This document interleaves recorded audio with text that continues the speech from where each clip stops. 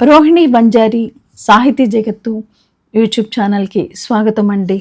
ఈరోజు మీకు వినిపిస్తున్న కథ వితరణ. ఈ కథని ప్రముఖ సాహితీవేత్తలు శ్రీ మారుతి పౌరోహితం గారు రాశారు. వీరు అధ్యాపకులుగా విద్యార్థులను తీర్చిదిద్దుతూనే మరోపక్క అక్షర సేద్యం చేస్తున్నారు. వీరింతవరకు ప్రణయ హంపి అనే నవలను, రాయలసీమ ప్రచురణల నుంచి వెలువడిన ఊరిమర్లు అనే కథా సంపుటాన్ని వెలువరించారు. వీరి కథల్లో రాయలసీమ కరువు, ఆకలి కడగండ్లు కళ్ళకి కడతాయి. రాయలసీమ యాస వీరి కథలకు ఆయువు పట్టు, బలాన్ని చేకూర్చింది. ఊరిమర్లు కథలతోనే వీరు సుప్రసిద్ధ సాహితీవేత్తలుగా గుర్తింపు పొందారు. రాయలసీమ కథా సాహిత్యానికి మారుతి పౌరోహితం గారు ప్రామిస్డ్ రైటర్ అని పేరు పొందారు. వీరి కథలు, నవలకు గాను అనేక సత్కారాలు, పురస్కారాలు పొందారు.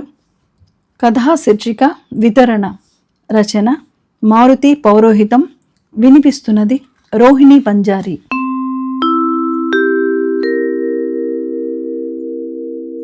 బియ్యం ఇంకా 2 దినాలైతాయేమో అంటూ చాటలోని బియ్యాన్ని చెరుగుతా నిరాశగా అన్నది జానకమ్మ. భార్య మాటలు విని విననట్లు ఎటో చూస్తూ వాళ్ళు కుర్చీలో కూర్చొని ఉండాడు గిడ్డయ్య సారు. ఏమీ అనకపోతివి అని బాధగా అడిగింది జానకమ్మ. పిల్లలు ఏ నెల జీతం ఆ నెల ఇస్తే ఏ బాధ ఉండదు, నీవు అడగవు ఎట్లా అని మరోసారి అడిగింది. నెల నెల జీతం ఇచ్చేకి వాళ్ళ నాయనోళ్ళు ఏమైనా ఉద్యోగస్తులా? రైతులు 6 నెలలకో 7 నెలలకో ఒకసారి వాళ్ళకి దుడ్లు వస్తాయి అని చిన్నగా కోప్పడ్డాడు గిడ్డయ్య సారు. మన తిప్పలు చూడు, ఎవరినన్నా సేబతులన్నా అడగరాదా అని ఆశగా అడిగింది జానకమ్మ. దసరా పండగ వస్తుంది కదా, పిల్లలతో ఊర్లకి పోతాను కదా, ఈసారి పంటలు బాగా పండేవ్యా, దుడ్లు బాగా వస్తాయిలే, ఆ దుడ్లతా బియ్యం, బ్యాలు, జొన్నలు అప్పుడు కొందాంలే అని చెప్పి కుర్చీలోంచి లేసా గిడ్డయ్య సారు.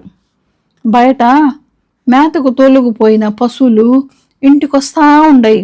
ఇండ్ల దగ్గరున్న చిన్న దూడలు వాళ్ళ అమ్మలు వచ్చారనే సంతోషంతో అరస్తా ఉండయి. పశువులు కూడా సంబరంగా ఇంటికొస్తాండాయి. ఇల్లు చేరుకున్న పసరాలు కుడితిల నీళ్లు తాగేకి ఒకదానికొకటి పోటీ పడతా ఉండాయి. ప్రైవేట్కి పిల్లలు వచ్చి టైం అయింది, అంగి వేసుకపో అని అంది జానకమ్మ చెరిగిన బియ్యాన్ని డబ్బాలో ఎత్తుకుంటా.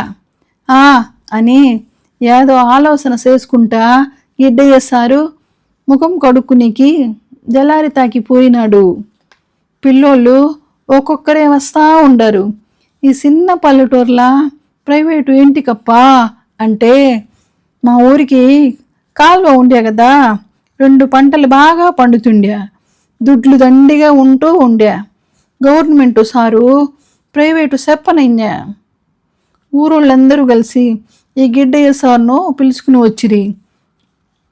పైగేరి గిడ్డయ్య ఉండేకి ఇల్లు ఇచ్చా. జీతం మాత్రం 6 నెలలకి ఒకసారి 7 నెలలకి ఒకసారి ఇస్తా ఉండిరి. నేసి సీనుగాడు ప్రైవేటుకి వస్తున్న పిల్లగాళ్ళ పేర్లు పల్లకి మీద శ్రీతో మొదలుపెట్టి 0, 1, 2, 3 అని వరుస నంబర్లు వేసి పేర్లు రాస్తా ఉండే. ఎంత నెంబరు వస్తే వానికి అన్ని దెబ్బలన్నమాట. శ్రీ అని ఉన్నోనికి, 0 అని ఉన్నోనికి దెబ్బలు లేవన్నమాట. ఎవరు ముందొస్తే వాళ్ళకే రాసే అధికారం. ఆ అధికారాన్ని అనుభవించేదాని కోసం వాడు అందరికంటే ఫస్ట్ వస్తాండ్యా. ఇంకో విషయం తెలిస్తే మీరు నాగుతారు ఏమప్పా అంటే వాడికి పేర్లు రాసేకి రాదు. మళ్ళీ ఎట్లా రాస్తాడంటారా? ఒక్కొక్కరికి ఒక్కో గుర్తు పెడతాడు. ఎంతమంది ఉంటే అన్ని గుర్తులు పెడతాడు. అంటే కోడింగు, డీకోడింగు అన్నమాట. ఆ కోడింగు వానికి తప్ప ఈ భూమండలం మీద ఎవనికి తెలియదు. ఈ రకంగా వచ్చినోళ్ళ పేర్లు వచ్చినట్లు నంబర్ ప్రకారం రాసే పద్ధతిని మా గిడ్డయ్య సారు ఎందుకు పెట్టిండాడు అంటే అందరూ జల్దీ ప్రైవేట్కి వచ్చేకి అన్నమాట. ఎప్పుడు ఈడిగా ఈరేంద్రగాడు లాస్ట్కి వస్తాండ్యా. ఎప్పుడు వానికే అందరికంటే ఎక్కువ దెబ్బలు పడతా ఉండ్యా. వాడు ఏంటికి లేటుగా వస్తాండ్యా అంటే, ఇంటికాడ వానికి పని ఎక్కువ. ఏంటికి పని ఎక్కువ అప్పా అంటే, వానికి వాళ్ళ నాయన లేడు కదా, వాడి నాయన యాటికి పోయాడప్పా అంటే, ఆ అప్ప ఉసీనమ్మని వేసుకుని పోయాడనంట. దన్నాడ దగ్గర ఈదుల్లో ఉసీనమ్మ తా ఉండాడంట. ఈరేంద్ర గాని వాళ్ళమ్మ ఈడిగా ఆంజనేయోళ్ళకి కూలికి పోతుంది. సైన్ల పని చూసుకొని ఆంజనేయోళ్ళ ఇంటికి పోయి పశువులకి నీళ్లు తాపిచ్చి ఇంటికి రావాలా. ఈ పనులు ముగించుకొని ఇంటికి వచ్చే టైంకంతా వీడు నీళ్లు తెచ్చిపెట్టి కసువు కొట్టి అంతా రెడీ చేసి ప్రైవేట్కి రావాలా. ఈరేంద్ర గడిని ఎట్లన్నా చదివించాలని వాళ్ళమ్మ కాయాస. కూలికి పోతే బువ్వా లేకపోతే లే. కానీ ఇప్పుడు ఈరేంద్ర గాడు బడికి రాడు, ప్రైవేట్కి రాడు. ఇంటికంటే ఓని ఈపుకి పుండయ్యే కదా. ఎప్పుడు వాడు మంచం మీదనే ఉంటాడు. ఎమ్మిగనూరికి పిలుచకపోయి డాక్టర్కి చూపిద్దామంటే వాళ్ళకి తినేకి దొరికేదే కట్టంగా ఉండదు. ఏడ పిలుచుకపోతాడు. వాళ్ళ నాయన చూస్తే అవులేగాడు ఊరు ఇడిసిపోయిందే గాని తిరిగి చూడలే. ఊర్లానే మంగళ డాక్టరు యాదో మందు అంటించిపోతా ఉండాడు. నన్ను దీన్ని నయం చేయలేనమ్మా, పెద్ద డాక్టర్ దగ్గరికి తీసుకుని పోవాలా అని 6 నెలల నుంచి చెప్తానే ఉండాడు. ఆ అమ్మ తన గాసారాన్ని తిట్టుకుంటా మొగుడిని ఆడిపోసుకుంటా ఉండడం నుంచి ఏమీ చేయలేకపోతాది.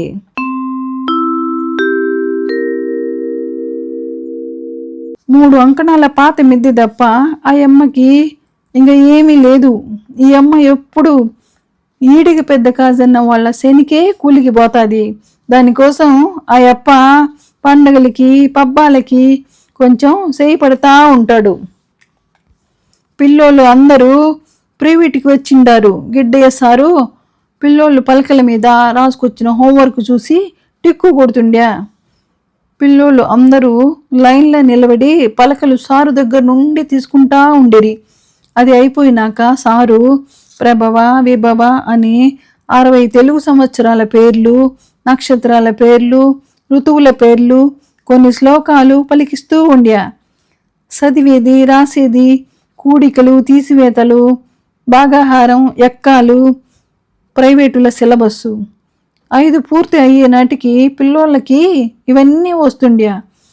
ఎమ్మిగనూరు గోనిగండ్ల హై స్కూల్లోన పిల్లోళ్ళు 6 చేరతా ఉండిరి. హై స్కూలులోన గువ్వల దొడ్డి పిల్లోళ్ళు అంటే ఎక్కాలకి ఫేమస్. ఎక్కాన్ని పైనుండి కిందికి, కింది నుండి పైకి చెప్పే దొమ్మ ఆ ఊరి పిల్లగాళ్ళకే ఉంటా ఉండ్యా. దసరా పండగ ఇంకో వారం దినాలు ఉండది అనంగా ప్రైవేటు చెప్పే బోయగిడ్డయ్య సారు, గవర్నమెంట్ సారు తురకప్ప మక్కకి పోయి వచ్చినా నాను ఇట్లాంటి పండగలకి వచ్చేకి లేను, చేసేకి లేను అని ఇడిసా. దానికే గిడ్డయ్య సారు ఈ పండగని అందుకొన్యా. పిల్లోళ్ళు అందరినీ కూడగట్టుకుని కలర్ పేపర్లు తెప్పించి తడికలకి ఉండే ఎదురు దెబ్బలతోన అంబులు సేపిస్తా ఉండ్యా. అవుట్లకి రంగు కాగితాలు పోటీలు పడి కరిపిస్తాండ్రి. చిన్న బుక్కు కుట్టి దానికి కూడా రంగు కాగితాలు అంటిస్తాండిరి. ఆ బుక్కుల ఈ కిందున్న పాటని ఒక తుక్కు ఒక లైను, ఇంకో తుక్కు ఇంకో లైను రాస్తుండ్రి. బుక్కులు అంబులు రెడీ అయినాక ఊర్లోకి వెళ్ళబడుతుండిరి. ఫస్టు ఈడికి పెద్దంచినయ్య ఇంటికి పోతుండ్రి. పోవడమే గౌరవ మల్లేసిగాడు డబ్బోలోన ఉన్న బుక్క పిండిని అంబు బాణానికి అంటించి జయీ బాబా విజయీ బాబా దిగ్విజయీ బాబా అనుకుంటా ఆంజనేయుళ్ళింటి తల్లవాకిటికి కొడుతుండే. అది గుర్తు అన్నమాట. ఆ ఇంటికి వచ్చిపోయారని ఆ తుక్కు కొంతమంది, ఈ తుక్కు కొంతమంది లైన్ నిలబడి ఈ పాటని ఒక్కొక్క లైనుని ఒక్కో తుక్కు ఉండేటోళ్ళు పాత మిద్దెల మన్ను రాలితట్ల గట్టిగా పాడుతూ ఉండిరి. పిల్లోళ్ళ అరుపులకి కుక్కలు బెదురుకొని పారిపోయి అంత దూరం పోయి కుయ్యో అని మూతి ఆకాశానికి ఎత్తి అరుస్తుండే. గాడిపాటి కడ ఉన్న ఎనుముగొడ్లు దబుక్కున లేసి తలుగు తెంచుకునేకి చూస్తాండ్యా. ఇంటి ముందుకు పోతే పిల్లులను ఎప్పుడు ఉరికిచ్చే పింజరి గోకారాల కుక్కని ఆ పొద్దు మాత్రం పిల్లోళ్ళే ఉరికిస్తుండ్రి. ఖర్చంతా ఆ పొద్దే తీర్చుకుంటుండ్రి. ఊర్లో ఉన్న కుక్కలు, దూడలు, పిల్లులు, ఆవులు, ఎనుములు పిల్లోళ్ళ అరుపులకి బెదిరి కొద్దీ కోతి శాస్త్రలు ఇంకింత చేస్తుండ్రి.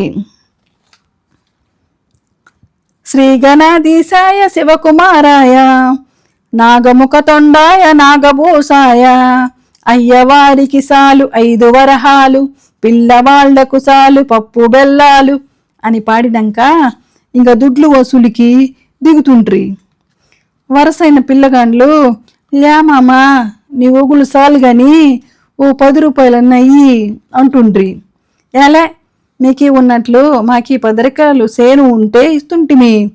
ఇక మీ సారికి 5 రూపాయలు మీకీ 1 రూపాయి తీసుకోండి అంటుండిరి. మా గిడ్డయ్య సారు తీసుకోండిరా అంటే పిల్లోళ్ళంతా సారు మీద కోపం అవుతాండిరి. సారు ఆ యప్ప అన్ని ఉద్దర మాటలు చెబుతాడు ఇనవాకు అంటుండిరి.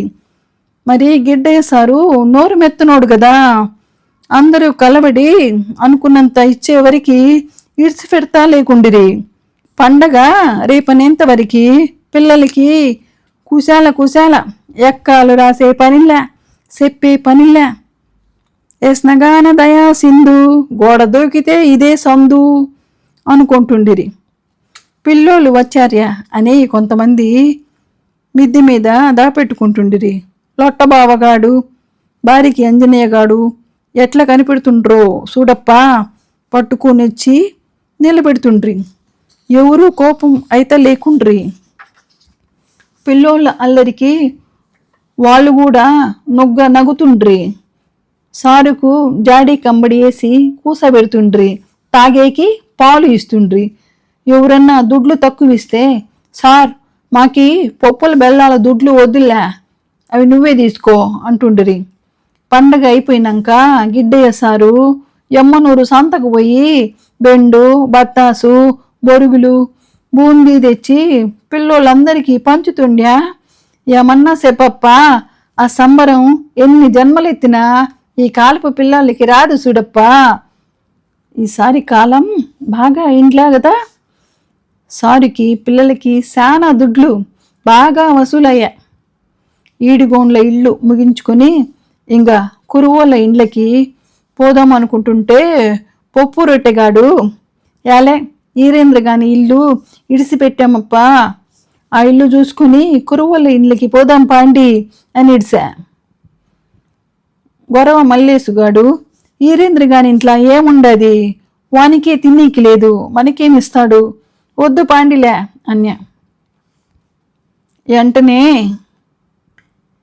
గొరవ మల్లేసుగాడు అందుకుని యాలే నాకేమి తెల్దా, దుడ్లకి కాదప్ప పోయేది, ఓని ఇంటికడికి పోయి బుక్క పిండి కొట్టి పాట పాడితే ఈరేంద్రగాడు మనందరినీ చూసి కుశాల అవుతాడని పోదామంటి అన్య.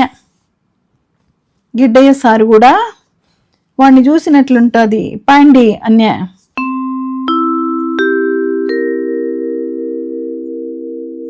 అందరూ ఈరేంద్ర గాని ఇంటి తుక్కుపోయిరి. వాడు మంచంలో బోర్లా వండుకొని ఉండ్యా.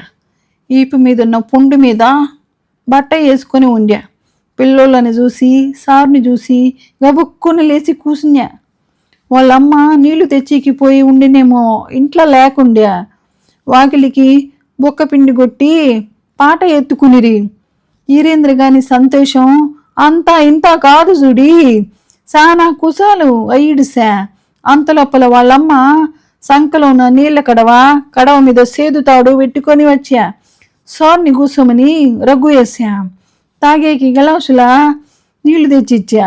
ఇచ్చేకి ఇప్పుడు ఏమీ లేదని శనివారం కూలీలు ఇస్తే తానే ఇంటికి తెచ్చిస్తాను అని సారుతో బాధగా చెప్పా. సారు మామూ వచ్చిండేది దుడ్లకి కాదమ్మా ఈరేంద్ర గారిని చూసేకి అన్యా. పిల్లోళ్ళు వీరేంద్ర గానికి టాటా చెప్పి కురువోళ్ళ ఇళ్ళ తుక్కు మల్లిరి. పండగ ఇంక 2 దినాలు ఉండాది అనంగా అన్ని ఇల్లు తిరిగిడిసిరి. సారు చెప్పిన లెక్క ప్రకారం సారుకి 5 నూర్లు, పిల్లోళ్ళకి 120 రూపాయలు వచ్చా. ఇంక సారు ఎప్పుడు ఎమ్మనూరికి పోతాడా, ఎప్పుడు బెండు, బత్తాసు, బురుగులు, బూందీ, జిలేబీలు తెచ్చి ఇస్తాడా అని ఎదురు చూడబట్టిరి. దసరా పండగ అయిపోయా. సారు ఇంక రేపు పోదాం అనుకుంటా ఉంటే నేసే సీనుగాడు ఒక ప్రతిపాదన పెట్టా. సారు, ఈసారి మాకు పప్పుల బెల్లాలు వద్దు, ఆ దుడ్లు వీరేంద్ర గానికి ఇద్దాం అన్యా. గరో మల్లేసుగాడు, లొడ్డబావగాడు, పోగు వెంకటేశుగాడు అవును సారు అదే చేద్దాము అనిరి. ప్రైవేటులో అందరూ అట్లనే చేద్దాము సార్ అనిరి. పప్పు రొట్టెగాడు, సార్ ఈ పొద్దు మాపుసరి వీరేంద్ర గాని ఇంటికాడికి పోయి ఆ 120 రూపాయలు ఇచ్చొద్దాము. వాళ్ళ అమ్మ ఇప్పుడు కూలి నుంచి వచ్చి ఉండేకి లేదు, రేపన్నా ఎమ్మనూరికి పిలుచుకుపోయి ఈ దుడ్లెత వాణ్ణి పెద్ద డాక్టర్కి చూపిస్తుంది అన్య. గిడ్డయ్య సారుకు పిల్లల ప్రేమను చూసి మనసు కరిగిపోయా. నాను ఇంత ఇస్తానులా అన్య. పిల్లల్ని వెంటేసుకుని వీరేంద్ర గాని ఇంటికి మాపుసరి బయలుదేరియా. వీరేంద్ర గాని ఇంటికాడ చాలా మంది ముసురుకొని ఉండారు. వాళ్ళ అమ్మయ్యదలు గుద్దుకుంటా పాడి పాడి ఏడుస్తా ఉంది. అందరూ సార్ను ఇడిసిపెట్టి వాడి ఇంటికాడికి ఉరికిరి. వీరేంద్ర గడిని బయట గోన సంచి మీద పడుకొని పెట్టిర్యా. పైన పాత రగ్గు కప్పార్యా. ముఖము మాత్రమే తెరిసి పెట్టిర్యా. ముక్కుల దూది పెట్టిర్యా. 2 కాళ్ళ బొటని వెళ్ళు పురికోసతో కట్టార్యా. తల దగ్గర ఊది కడ్డీలు, దీపము పెట్టార్యా. ఉంటలు కట్టిన పాత దిండు వాడి తలకై కింద ఉండాది. పిల్లోళ్ళకి వాడు చచ్చిపోయాడా అని అర్థమాయ. సారు కూడా కళ్ళల్లో నీళ్లు పెట్టుకున్నా. సారు ఏడ్సిది చూసి పిల్లోళ్ళకి ఏడుపు వసిడ్సా. పిల్లలు అందరూ సార్ని పట్టుకుని ఏడుస్తుంటే ఆడున్నోళ్ళందరూ చూసి ఏడ్చబట్టిరి. వీరేంద్ర గాని వాళ్ళ అమ్మ ఏడుపు ఆపేకి ఎవరికి తరం గాల. ఉండే నువ్వు ఒక్కడు కూడా నన్ను ఇడిసిపోదివి కదప్పా, ఇంకా నాకింటికి బతకాల, ఈ పానం ఎవరి కోసం నిలపాలప్పా అని ఏడుస్తుండే. పొద్దు మునిగేద్దా కాబట్టి మన్ను ఇదరము చేసేకి కాదు అనిరి ఆడ వచ్చినోళ్ళు. రాత్రంతా పీటికిని పెడితే నిద్ర కాయాల, భజన సేపియాల, ఈ అమ్మత భజన సేపిచ్చేకి అవుతాదా అని అనబెట్టిరి. ఆ అమ్మత కాదని పొద్దు మునిగినాక మొన్ను చేసికి కాదు అని ఇంకొంతమంది అనిరి. ఎట్లా ఒకట్లా చెయ్యాల మరి, ఇవాళప్పుడు మొన్ను అయితే చేయకూడదు చూడప్ప అని ముసలోళ్ళు అనిరి. గిడ్డయ్య సారు జేబులో తన 5 నూర్లు, పిల్లోళ్ళ 120 తీసి మొత్తం 6 నూర్ల 20 రూపాయలు నేసి సీనుగాడి చేతల పెట్టి వీరేంద్ర గాని తలాపున పెట్టిరాపో అన్య. పిల్లల ఏడుపు, సారు ఏడుపు చూసి ఊరూరే ఏడిసా. వీరేంద్ర గాని ఇంటికాడ రాత్రంతా భజన జరిగా. భజన చేసిన వాళ్ళకి ఉగ్గాని, ఒకసారి టీ 3 సార్లు సప్లై అయ్యా. వీరేంద్ర గడిని మట్టికు తీసుకుపోయేంతవరకు పిల్లోళ్ళు ఎవరు బడికి కానీ ప్రైవేటుకు కానీ పోలే. తప్పెట్లత వీరేంద్ర గడి శవాన్ని తీసుకుపోయినాక స్టార్ట్ చేసిరి. ఈ స్కూలు పిల్లోళ్ళు వీరేంద్ర గడి సేవ ఊరేగింపుని కనుసూపు వరికి చూసుకుంటా ఏడ్చుకుంటా నిలబడిరి.